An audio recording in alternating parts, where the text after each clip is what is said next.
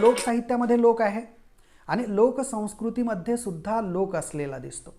म्हणजे लोकांचा समूह हा या दोन्ही म्हणजे लोकसाहित्य आणि लोकसंस्कृतीचा काही संबंध आहे का? जर तो संबंध असेल तर कशा प्रकारचा आहे याच्याविषयी आम्हाला चर्चा करायची आहे. आपण लोकसाहित्य हे संपूर्ण विश्वातील संस्कृतीचे दर्शन घडवणारे एक प्रकारचं माध्यम आहे असं म्हणालो होतो. आणि एकंदरीत आज आपण जेव्हा ग्रामीण भागातलं किंवा एक परंपरागत काही व्यवस्था तपासण्याचा प्रयत्न जेव्हा करू तेव्हा आमच्या एक प्रकारचं तो प्राचीन अमूल्य अशा प्रकारचा ठेवा असलेला दिसतो. तो आमच्यापर्यंत पोहोचवण्याचं फार मोठं माध्यम असलेलं आम्हाला पाहायला मिळते आणि त्याच्यामध्ये एक लोकजीवनाचे लोकसंस्कृतीचे प्रतिबिंब आपल्याला पाहायला मिळते. म्हणून लोकसाहित्याचा आणि लोकसंस्कृतीचा घनिष्ठ अशा प्रकारचा परस्पर अशा प्रकारचा संबंध असलेला पाहायला मिळतो. म्हणजे ते परस्पर भिन्न आहेत का? तर नाही आहे, परस्पर पूरक अशा प्रकारचा संदर्भ असल्याचं आपल्याला पाहायला मिळतं. आम्ही हिंदी अभ्यासकांच्या लोकसाहित्याचा व्याख्या जेव्हा पाहताना आम्ही म्हणालो होतो की त्यांनी लोकसाहित्यातल्या सगळ्या घटकांचा जो काही समावेश आहे ते लोकसंस्कृती या शब्दांतर्गत केलेला होता.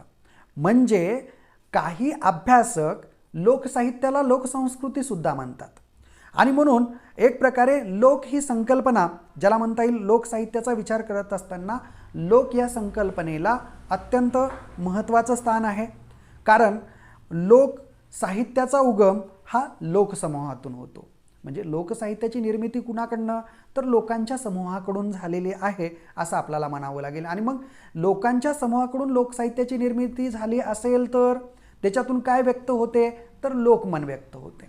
आणि लोकमन व्यक्त होते याच्याविषयी ज्याला म्हणता येईल आम्ही लोकमन जर लोकसाहित्यातून व्यक्त होत असेल तर याच्याविषयी मॅगझिन गार्की नावाचा विचारवंत म्हणतो लोकसाहित्याच्या अनुषंगाने की लोकसाहित्य हे लोकांच्या सृजनात्मक शक्तीचे सुंदर प्रतीक आहे. हेच लोक या सृष्टीचे प्रथम दार्शनिक व आदी कवी होत. म्हणजे खऱ्या अर्थानं ज्याला म्हणता येईल जे साक्षर नसलेले, जे दऱ्याखोऱ्यामध्ये राहणारे, जे निसर्ग नियमाने चालणारे, निसर्गाला अनुसरून चालणारे, जगणारे, आपलं आयुष्य कंठणारे अशा प्रकारचे लोक जे आपल्या सुखदुःखासाठी ज्या गोष्टींचा उच्चार करतात, जे गातात, जे सादरीकरण करतात तर खऱ्या अर्थानं त्यांच्यामध्ये त्यांच्या जगण्याचं प्रतिबिंब असते. आणि म्हणून मॅगझिन गार्की या लोकांच्या सृजनशक्तीला एक सुंदर अशा प्रकारचं प्रतीक देताना दिसतात. खऱ्या अर्थानं ती सृजनात्मकता आहे अशा प्रकारचं ते मत मांडतात. आणि या सृष्टीचे जर आद्यकवी कोण असतील तर तेच आद्यकवी आहेत अशा प्रकारची भूमिका त्यांनी मांडलेली दिसते. त्यानंतर दुसरा एक संदर्भ आपल्याला चेक करता येईल तो म्हणजे अमेरिकन अभ्यासक अलेक्झांडर क्रॉफ नावाचा विचारवंत आहे, लोकसाहित्याचा अभ्यासक आहे. त्याने द सायन्स ऑफ फोकलोअर या ग्रंथामध्ये लोकसाहित्याच्या वेगवेगळ्या अंगांची विस्तृत अशा प्रकारची चर्चा केलेली दिसते. आणि त्यांनी म्हटलेलं आहे की लोकसाहित्यामध्ये काय कोणकोणत्या गोष्टी येतात तर त्याच्यामध्ये नेमकं काय येते तर त्याच्यामध्ये वनस्पती, प्राणी, नक्षत्र, खनिजे, विद्या, लोकभ्रम, विधिविशेष, जादूटोणा, लोकविश्वास, परिकथा, प्राणीकथा, रंजनकथा, स्थानिक कथा, वीर गाथा, लोकगीते, कोडी, म्हणी, लोकनाट्य, लोकनृत्य इत्यादींचा समावेश या अलेक्झांडर क्रॉफ यांनी लोकसाहित्याच्या एकंदर या कक्षेमध्ये केलेला दिसते असं आपल्याला म्हणावं लागेल. कारण द सायन्स ऑफ फोकलोअर नावाच्या त्या ग्रंथामध्ये त्याने विस्तृत अशा प्रकारची चर्चा केलेली दिसते. म्हणजे एकंदरीत आपल्याला असं म्हणावं लागेल की लोकसमूहाच्या मानसिक संपन्नतेतून जे निर्माण झाले ते लोकसाहित्याच्या क्षेत्रामध्ये समाविष्ट होते. म्हणजे समूह हा महत्त्वाचा आहे लोकसाहित्याच्या निर्मितीसाठी. समूहाची जी काही मानसिकता त्यांचे विचार, त्यांची भावना, त्या भावनेतून विचारातून जे निर्माण झालं ते लोकसाहित्याच्या कक्षेमध्ये येते, ही गोष्ट मात्र आपण लक्षात ठेवली पाहिजे. आणि म्हणून लोकसाहित्य हा त्या लोकसंस्कृतीचा एक स्वाभाविक अशा प्रकारचा प्रवाह आहे. आणि एखाद्या लोकसमूहाची लोकसंस्कृती म्हणजे लोकसाहित्य आणि लोकसंस्कृती, आम्ही म्हणालो की लोकसाहित्य हे एखाद्या लोकसमूहाच्या मानसिक संपन्नतेतून जे निर्माण झालं ते लोकसाहित्याच्या कक्षेमध्ये क्षेत्रामध्ये समाविष्ट होत असते. आणि म्हणून तसं लोकसमूहाची जी काही संस्कृती असेल त्या संस्कृतीचा जेव्हा आम्ही विचार करू तेव्हा लोकसंस्कृतीमध्ये लोकश्रद्धा, आचारविचार, रूढी, प्रथा, रीतिरिवाज, कथा, गीतं, नृत्य, संगीत, कला इत्यादी जे पारंपरिक माध्यमातून ही लोकसंस्कृती अधोरेखित होताना दिसते, अभिव्यक्त होताना दिसते. म्हणजे आपल्या रीतिरिवाज, आपल्या प्रथा परंपरा, आपले ज्याला म्हणता येईल गीतं, आपले आचारविचार, आपल्या ज्या काही श्रद्धा असतील, आपल्या ज्या काही धारणा असतील, ह्या धारणा ज्या पारंपरिक आहेत त्याच्या माध्यमातून लोकसंस्कृती ही अभिव्यक्त होते. आणि ही अभिव्यक्त होते आणि त्या अभिव्यक्त होण्याच्या त्या माध्यमांना लोकसाहित्याचं रूप लाभत असते. म्हणजे ही लोकसंस्कृती कशामधनं अभिव्यक्त होते किंवा त्याला रूप दुसरं कोणतं म्हणावं लागेल तर लोकसाहित्याच्या माध्यमातून ती प्रकट होते.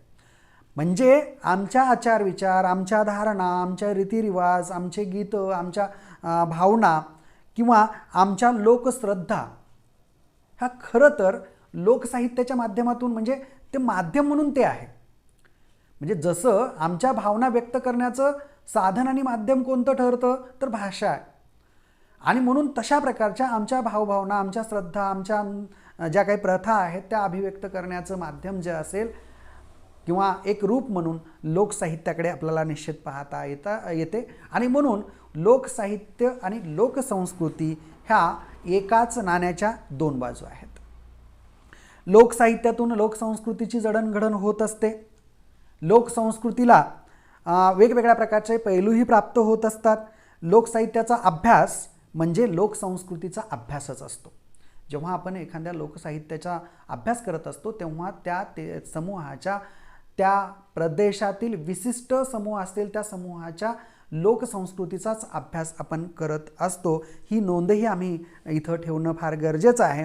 म्हणून लोकसंस्कृतीच्या अभ्यासाचं जर महत्त्वाचं साधन जर कोणतं असेल तर ते म्हणजे लोकसाहित्य आहे असं आपल्याला म्हणावं लागेल. आणि म्हणून लोकांच्या जीवन जगण्याची लोकांच्या जीवन जगण्याच्या पद्धतीची नोंद म्हणजेच लोकसाहित्य. म्हणजे लोकांच्या जीवन जगण्याच्या पद्धतीची नोंद जर कशात घेतली जात असेल तर ती लोकसाहित्यामध्ये घेतली जाते. आणि एखाद्या ज्याला म्हणता येईल लोकसंस्कृतीच्या अनुषंगाने आम्हाला जर विचार केला तर एखाद्या समाजाची जगण्याची रीत म्हणजे संस्कृती. म्हणजे एखाद्या जगण्याची रीत म्हणजे संस्कृती आहे आणि त्या एक जगण्याच्या समूहाची नोंद लोकसाहित्याच्या माध्यमातून घेतलेली असते असं आपल्याला म्हणावं लागेल. कारण आपल्याला माहीत आहे की 26 जानेवारीच्या निमित्तानं ज्या दिल्लीमध्ये जेव्हा ध्वजारोहणाचा कार्यक्रम होतो तेव्हा वेगवेगळ्या राज्यांची एक संस्कृती दर्शक अशा प्रकारचे झाकी तिथं प्रत्येक राज्याने नेलेली असते. त्याच्यामधून कशाचं प्रतिबिंब या पाहणाऱ्यांच्या समोर उभं राहतं, त्याच्यातून कशाचं प्रतिबिंब त्यांना दाखवायचं असतं याचा जर आम्ही विचार केला तर आपल्या संस्कृतीचं, आपल्या प्रदेशाचं, आपल्या जगण्याच्या पद्धतीचं प्रतिबिंब त्याच्यामध्ये अधोरेखित झालेलं असतं, अभिव्यक्त झालेलं असतं. आणि म्हणून अशा प्रकारच्या मानवाच्या जगण्याच्या पद्धती ज्या असेल, रीत जे असेल किंवा ती रीत म्हणजे संस्कृती असते, तर या जगण्याच्या पद्धतीची नोंद ज्याच्यामधून घेतली जाते त्याला लोकसाहित्य असं म्हटलं जातं. म्हणजे लोकसाहित्य आणि लोकसंस्कृती हे परस्पर संबंध आहेत. एक म्हणजे विभिन्न नाही आहेत, ते एकरूप असल्याचे दिसतात असं आपल्याला म्हणावं लागेल किंवा एकाच नाण्याच्या त्या दोन बाजू आहेत असं आपल्याला म्हणावं लागेल. कारण लोकसंस्कृती या शब्दाचा जरी आम्ही विचार केला तरी आपल्या लक्षात येतं की हा शब्द लोक आणि संस्कृती या दोन शब्दांच्या माध्यमातून तयार झालेला आहे. म्हणजे लोकसंस्कृतीचे एक व्यासंगी संशोधक डॉक्टर राची ढेरे यांनी लोकसाहित्य आणि लोकसंस्कृती यांचा संबंध स्पष्ट करताना ते म्हणतात की लोकसाहित्य हे लोकसंस्कृतीच्या अध्ययनाचे प्राथमिक आणि प्रमुख साधन आहे. हे खरेच, परंतु लोकसाहित्य तर वाङ्मयीन सामुग्रीतून प्रदीर्घ प्रवाहाचे समग्र दर्शन घेता येते. विद्यमान लोकसाहित्य आणि लोकाचार्यांची आधारशिला प्रदीर्घ परंपरेची असते, यात मात्र शंका नाही. परंतु या आधारशिलेंचे साक्षात दर्शन घडविणारे कितीतरी लोकसाहित्य कालावघात नाहीसे होत असते. अनेक लोकाचारांचे प्रचलन थांबलेले असते, अनेकात परिवर्तने घडलेले असतात. यावरून स्पष्ट होते की लोकसाहित्य हे लोकसंस्कृतीचे अंग आहे, अंग असून लोकसंस्कृतीच्या अभ्यासाचे एक प्रकारचे महत्त्वाचे साधन आहे. म्हणजे डॉक्टर राची ढेरे हे सुद्धा लोकसाहित्य आणि लोकसंस्कृती हे भिन्न स्वरूपाचे नाहीत, तर एक अंग, लोकसाहित्याचं एक अंग आहे, ज्याला म्हणता येईल लोकसाहित्य हे लोकसंस्कृतीचं एक अंग आहे, अशा प्रकारची भूमिका मांडताना दिसतात. आणि लोकसंस्कृतीचा जर तुम्हाला अभ्यास करायचा असेल तर लोकसाहित्याच्या माध्यमातून तो करता येतो, अशा प्रकारची भूमिका प्रतिपादन करताना दिसतात, असं आपल्याला म्हणावं लागेल. लोकसंस्कृती या शब्दामधील लोक या शब्दाला सुद्धा विशेष अशा प्रकारचं महत्त्व असलेलं दिसते. कारण याच्यामधला जो काही लोक आहे तो लोक म्हणजे कोण, तर परंपरागत जीवनशैलीचा आविष्कार ज्याच्याकडून केलेला आहे तो सामान्य माणूस आहे. आणि म्हणून या सामान्य माणसांनी जे सिद्ध केलेलं आहे, जे स्वीकारलेलं आहे, जे आचरणात आणलेलं आहे, जी संस्कृती जी आचरणात आणलेली जी आहे त्या संस्कृतीला ज्याला म्हणता येईल लोकसंस्कृती असं आपल्याला म्हणावं लागेल. म्हणजे लोकसंस्कृतीमध्ये सामान्य परंपरागत जीवन जगत असलेला, परंपरागत जीवनशैलीचा अंगीकार केलेल्या सामान्य माणसाच्या जगण्याच्या किंवा त्यानं आपल्या आचरणात आणलेल्या पद्धतीच्या, रीतीच्या व्यवस्थेला किंवा त्या संस्कृतीला लोकसंस्कृती असं म्हटलं गेलेलं दिसतंय. माणसाने माणसाचे निदान आपल्या देशापुरते वैशिष्ट्य असे की तो भूमीशी बांधला गेलेला असतो, कृषी जीवनाशी बांधला गेलेला असतो. सण आणि भाषा किंवा त्याची उपजीविकाची वेगवेगळ्या प्रकारची साधनं, त्यानंतर निसर्ग, ऋतुचक्र, भूमी या सगळ्या किंवा तयार केलेल्या त्याच्यामधून त्यानं स्वतःसाठी ज्या लागणाऱ्या गोष्टी, त्याचबरोबर लोकसंस्कृतीच्या घटकामध्ये त्याच्या जीवनामध्ये एकंदरीत आम्हाला म्हणावं लागेल भूमी, वृक्ष, पाषाण, वेली यांचा वापर जो काही होतो याला सुद्धा फार महत्त्व असलेले दिसते. म्हणजे त्यांच्या संसारामध्ये आम्ही जर विचार केला तर मातीची भांडी पाहायला मिळतात, लाकडाचे मुसळ पाहायला मिळते. म्हणजे परंपरागत म्हणतो मी, आता थोडंसं त्याच्यामध्ये बदल झालेले आहेत, कारण मुसळ नावाचा प्रकार आपल्याला आता पाहायला मिळेलच याची गॅरंटी देता येत नाही. त्यानंतर दगडाचे जातेही आता आपल्यातून नामशेष होताना दिसते. लाकडाची काटवट हाही म्हणजे भाकरी तयार करण्यासाठी जे काही लाकडापासून तयार केली गेलेली ती काटवट असेल त्याचा संदर्भ आता तोही आपल्यापासून नामशेष होतो आहे. लाकूड फाटा असेल, त्यानंतर दगड आहे, मातींचा वापर वेगवेगळ्या कारणांसाठी, मातींच्या भांड्यांसाठी किंवा अन्य कारणांसाठी जो जशा पद्धतीने केला जातो, या सगळ्या गोष्टी या माणसाच्या गरज पूर्ततेची एक प्रकारे साधनं आहेत, अशा प्रकारचं आपल्याला म्हणता येईल. किंवा अन्न, वस्त्र, निवारा, वंश सातत्य व या मानवाच्या निश्चितपणाने शारीरिक गरजा आहेत. आणि या गरजांची पूर्तता जर आम्ही विचार केला तर ती कुठनं होते, तर लोकसमूहातून होत असते. म्हणजे आज जरी आम्ही पैशाच्या स्वरूपामध्ये वस्तू खरेदी करत असू, पण याच्या आम्ही काही ग्रामीण व्यवस्थेकडे किंवा कोरोनाच्या कालखंडामध्ये, मागच्या कालखंडामध्ये जे काही सगळीकडे लॉकडाऊन होतं, वर्तमान कालखंडामध्ये पण आहे, पण त्या कालखंडामध्ये अगदी कडक अशा प्रकारचं लॉकडाऊन होतं आणि त्यानंतर कोणत्याही प्रकारच्या वस्तू खेड्यापाड्यातल्या माणसांना मिळत नव्हत्या. तेव्हा पैसा, नोटाबंदी झाली होती, त्यावेळेसची व्यवस्था जर आम्ही तपासली तर कारण ते वस्तू विनिमयाच्या अनुषंगाने एक वस्तू घेऊन दुसरी वस्तू अनेक ठिकाणी तशा प्रकारचं एक व्यवहार चालू होते आणि तशा प्रकारचं एक प्रकारे ज्याला या सगळ्या गरजांची पूर्तता जर आम्हाला कुणाकडनं होत असेल तर या लोकसमूहातून होते आणि म्हणून मनाची गरज सांस्कृतिक लोकाविष्कारातून पूर्ण होत असते आणि मग हे जे लोकाविष्कार आहेत हे समग्रता जी आहे ते लोकसाहित्याचं एक महत्त्वाचं वैशिष्ट्य आहे आणि म्हणून मनुष्य हा संस्कृती निर्माण करणारा असा प्राणी आहे. ते सांस्कृतिक संक्रमणसुद्धा करतात आणि हे लोकजीवनामध्ये शक्य आहे आणि त्यानं हे सगळं बुद्धीच्या जोरावर करूनही दाखवलेलं आहे असं आपल्याला म्हणावं लागेल. आणि म्हणून लोकसाहित्यामध्ये कथा, गीतं या शब्द घटकांबरोबरच मानव समूहातील कला, क्रीडा, लोकरूढी, लोकभ्रम, लोकवैद्यक, लोकधर्म हे सर्व घटक लोकसंस्कृतीचे घटक आहेत असं आपल्याला म्हणावं लागेल. लोकसंस्कृती ही लोकजीवनरीती असते, ही गोष्टही आपण मान्य केली. म्हणजे प्रत्यक्ष जीवनात ज्या ज्या बाबी अस्तित्वात असतात त्यातूनच लोकसंस्कृतीची किंवा संस्कृतीची जडणघडण होते ही गोष्ट. त्या आणि मग याच्यासाठी कोणत्या चालीरीती आहेत, व्रतवैकल्य आहेत, सण साजरे करण्याच्या पद्धती आहेत आणि ह्या परंपरेने एका पिढीकडून दुसऱ्या पिढीकडे चालत आलेल्या दिसतात असं आपल्याला म्हणावं लागेल. म्हणजे आता आम्ही जर काही गोष्टी कोरोनाच्या व्यवस्थेनं विचार करायला लागलो तर ह्या काही गोष्टीतल्या संकल्पनाच बदललेल्या आहेत. त्या परंपरागत आहेत का? एखाद्या म्हणजे मृत्यू आलेल्या व्यक्तींचा अशा प्रकारची विल्हेवाट लावणं, जसं आता विल्हेवाट लावली जाते तशा प्रकारची विल्हेवाट लावणं ही काही परंपरागत आलेली व्यवस्था नाही आहे. पण हे बदल आहे, एकदम तो बदल आहे. परंपरेशी इथं फारसा संबंध असलेला दिसत नाही आणि म्हणून तशा प्रकारे याचा प्रभाव कळत भविष्यात वेगवेगळ्या व्यवस्थेच्या अनुषंगाने होण्याची शक्यता नाकारता येत नाही. ही परंपरा पुढच्या पिढीकडे संक्रमित होत असते आणि म्हणून सण असेल, चालीरीती असतील किंवा व्रतवैकल्य असतील, सणवार असतील, साजरा करण्याच्या पद्धती असतील, ह्या सगळ्या एका पिढीकडून दुसऱ्या पिढीकडे संक्रमित होत असतात, चालत आलेले असतात आणि त्याचं पालन हे आपोआप होत असते असंही आपल्याला म्हणावं लागेल.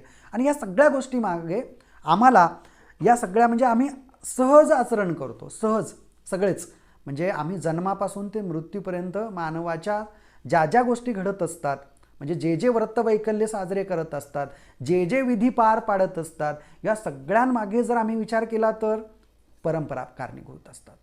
आमच्या घराण्याची अशा प्रकारची रीत आहे असं आपण सहज बोलून जातो. म्हणजे काय तर आमच्याकडे अशाच पद्धतीनं केलं जात होतं, आमचे आईवडील असे करत होते म्हणून आम्ही तशा पद्धतीनं करतो आणि आम्ही तशा पद्धतीनं करतो म्हणून पुढची पिढीसुद्धा तशा पद्धतीनं करण्याची शक्यता नाकारता येत नाही म्हणून ते संक्रमित होते. आम्हाला बऱ्याचशा अशा प्रकारच्या आम्ही प्रथा साजऱ्या करतो, बरेचसे आम्ही विधी साजरे करतो, पण त्याच्या पाठीमागच्या ज्या काही मूळ धारणा, मूळ हेतू, मूळ संदर्भ आम्हाला सांगता येत नाहीत, पण तरीही आम्ही त्या करत असतो. आणि म्हणून तशा प्रकारच्या ज्या काही या सगळ्यांच्या वैचारिकतेपेक्षा काय असते, भावनात्मकतेचं बळ अधिक असते. म्हणजे फार वैचारिकतेकडे आम्ही तिथं जात नाही. म्हणजे तिथं आम्ही एखाद्या विज्ञाननिष्ठतेकडे तर जातच नाही. म्हणजे जिथं बाप दाखव नाही तर श्राद्ध घाल अशा प्रकारची व्यवस्था आम्ही तिथं पाहतच नाहीत.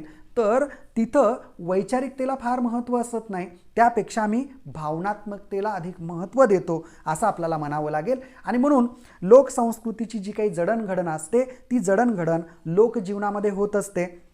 विविध प्रकारचे कला प्रकारांची निर्मितीसुद्धा या लोकजीवनामध्ये लोकांनी जोपासलेले असल्यामुळेच ते होते. आणि मनुष्य ज्या समूहात वावरत असतो त्या समूहामध्ये कला प्रकारांचा संस्कार त्यांच्या व्यक्तिमत्वातून होत असतो. ही गोष्टही आपल्याला आणि ही कला लोकसाहित्यातून प्रकर्षाने आपल्याला दिसते. म्हणजे लोकसंस्कृतीचे वाहक म्हणून या लोकसाहित्याला आपल्याला पाहावं लागेल. कोणत्याही समाजाची संस्कृती ही लोककलेद्वारे व्यक्त होते. त्याच्यामध्ये लोकगीतं, लोककथा आदी प्रकारातून ती प्रकट होते असं आपल्याला म्हणावं लागेल. आणि या सगळ्या कला प्रकार वाङ्मयाचं जर समाजदर्शन घडवण्याचं जर काम कोण करत असेल तर आपल्याला माहीत आहे की वासुदेव असेल, गोंधळी, वाघ्या मुरळी, बहुरूपी, कीर्तनकार, पोतराज, शाहीर, वेगवेगळ्या प्रकारचे कलावंत, वेगवेगळ्या प्रकारच्या लोकनाट्यामध्ये काम करणारे सूत्रधार, असे अनेक कलावंत या लोकसंस्कृतीचे संवर्धन वर्तमान कालखंडामध्ये सुद्धा करत असते असं आपल्याला करत असतात असं आपल्याला म्हणावं लागेल. लोककलांचे प्रकटीकरण करून लोकरंजन होते, त्याचबरोबर त्या लोकरंजनाबरोबरच प्रबोधनसुद्धा केले जाते. म्हणजे एक प्रकारची जागृती, जाणीव जागृती. कारण पाठीमागच्या कालखंडामध्ये आम्ही लोकनाट्यांचा, कलापथकांचा, त्यानंतर पुढं आम्ही वेगवेगळ्या प्रकारच्या आम्ही या जनजागृतीला जसा उपयोग झाला, म्हणजे हागणदारीमुक्त गाव असेल किंवा त्यानंतर शैक्षणिक धोरणाच्या अनुषंगाने असेल किंवा वेगवेगळ्या प्रकारचे जे काही शासन स्तरावरून काही गोष्टी राबवण्यासाठी प्रयत्न झाले, अंधश्रद्धेच्या अनुषंगाने काही गोष्टी त्यांचा नायनाट करण्यासाठीचे संदर्भ, त्याच्यामध्ये लोककलेलाही विशेष महत्त्व असलेलं, त्यांचंही विशेष अशा प्रकारचं योगदान असल्याचं आपल्याला पाहायला मिळते. आणि म्हणून याच्या माध्यमातून अनेक लोकपरंपरा म्हणजे लोककलावंत या लोकसंस्कृतीचं किंवा ज्याला म्हणता येईल एक जागृती तर करतात, पण त्याचबरोबर प्रबोधनसुद्धा करताना दिसतात असं आपल्याला म्हणावं लागेल. म्हणून लोकपरंपरा, लोककथा, लोकगीते, लोकसंकेत, लोकभ्रम, म्हणी, वाक्प्रचारातून विशिष्ट समाजाच्या संस्कृतीचे दर्शन घडत असते. म्हणजे हे घटक कोणते आहेत तर लोकसाहित्यामधले घटक आहेत. आणि या सगळ्यामधून कशाचं दर्शन घडते तर लोकसंस्कृतीचं दर्शन घडते. म्हणजे त्याच्यामध्ये लोककलेलाही आपल्याला निश्चितपणाने समावेश करावा लागेल. आणि म्हणून आम्ही एक लोकसंस्कृतीचा जर संदर्भ पाहण्याचा प्रयत्न केला, कारण त्याच्यामध्ये ज्ञान, श्रद्धा, नीती, कायदा, रूढी, सवयी या सगळ्या गोष्टी, कारण एडवर्ड बी टायलर हे लोकसंस्कृतीच्या संदर्भामध्ये म्हणतात की संस्कृती ही अशी एक संकीर्ण समग्रता आहे की ज्यात ज्ञान, श्रद्धा, नीती, कायदा, रूढी आणि सवयी यांचा समावेश होत असतो. आणि या गोष्टी समाजाचा घटक म्हणून व्यक्तीने संपादित केलेल्या असतात. त्यानंतर मानवाच्या आम्ही जर विचार केला तर मानवाच्या जन्माच्या आधीपासून संस्कृती व्यक्तीच्या जीवनाशी जोडलेली असते. म्हणजे एखाद्या व्यक्तीच्या म्हणजे अगदी प्राचीन मानवाने संस्कृतीची निर्मिती केलेली आहे. पण जेव्हा आता या एखाद्या समूहामध्ये एखाद्या व्यक्तीचा, एखाद्या मुलाचा जन्म होतो, त्यावेळेस ती संस्कृती त्याच्या जन्माच्या अगोदरपासून ती जोडली गेलेली असते, जीवनाशी रिलेटेड असते, ज्याच्यामध्ये वेगवेगळ्या प्रकारचे संस्कार त्याच्यावर होत असतात. आणि त्यानंतर या संस्कृतीच्या म्हणजे एक प्रकारे संस्काराच्या माध्यमातून एक संस्कार होतात. समाज मनही त्याचे घडविलं जातं असं आपल्याला निश्चितपणाने म्हणावं लागेल. त्याचे औपचारिक आणि अनौपचारिक अशा प्रकारचे संस्काराचे माध्यमं वेगवेगळ्या प्रकारचे आहेत, त्याच्याकडे फारसे मी जाणार नाही आहे.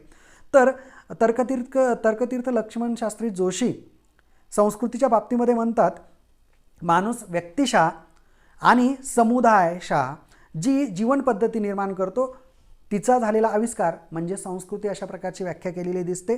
त्यानंतर लोकसंस्कृतीच्या संदर्भामध्ये इरावती कर्वे नावाच्या अभ्यासक, लोकसाहित्याच्या अभ्यासक म्हणूया, लोकसंस्कृतीचा अभ्यासक, त्या संस्कृतीची व्याख्या करत असताना म्हणतात की संस्कारपूर्ण आणि संस्कारमय जीवन जगण्याची देशकाल विशिष्ट रीत म्हणजे संस्कृती होय.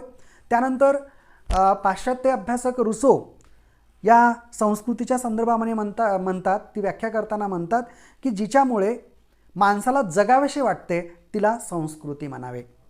म्हणजे आम्ही ज्याला एडवर्ड बी टायलर असतील, इरावती कर्वे असतील, तर्कतीर्थ लक्ष्मण शास्त्री जोशी असतील किंवा इकडं आम्ही इरावती कर्वे आणि रुसोंच्या व्याख्यांचा विचार केला तर संस्कृतीची व्यापकता आमच्या लक्षात येण्यास मदत होते. आणि संस्कृती ही समूहानुरूप बदलणारी गोष्ट आहे ही आम्हाला पटायला लागते.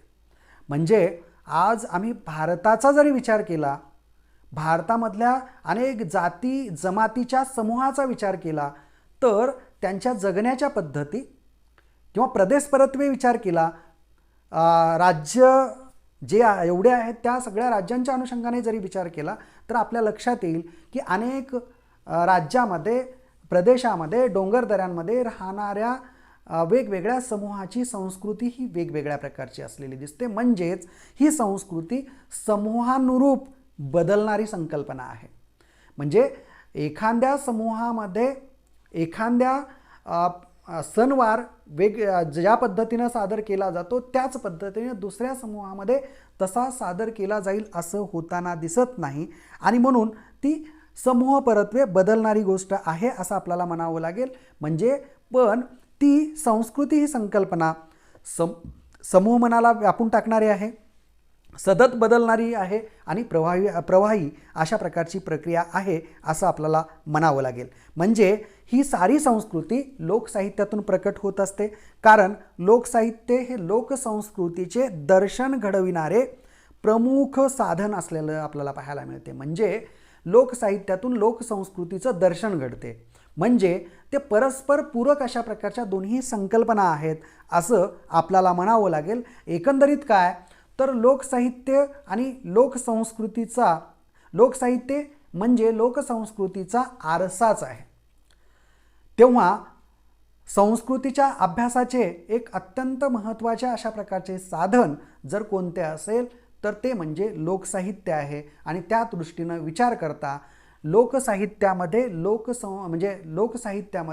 लोकसंस्कृतीला म्हणजे ज्याला म्हणता येईल लोकसंस्कृतीचा अभ्यास करण्याचं साधन म्हणजे लोकसाहित्य आहे. आणि तसा असेल तर लोकसाहित्याला त्या दृष्टीनं विचार करत असताना अत्यंत अशा प्रकारचं महत्त्व असल्याचं आपल्या लक्षात येते. एकंदरीत आम्ही ज्याला म्हणता येईल की लोकसाहित्य आणि लोकसंस्कृती ह्या दोन्ही गोष्टी एकाच नाण्याच्या दोन बाजू आहेत. म्हणजेच लोकसाहित्य आणि लोकसंस्कृतीचे जे संबंध आहेत ते अत्यंत अशा प्रकारचे घनिष्ठ आहेत, एकरूपतेचे आहेत, एकाच नाण्याच्या दोन बाजूचे आहेत असं आपल्याला म्हणावं लागेल.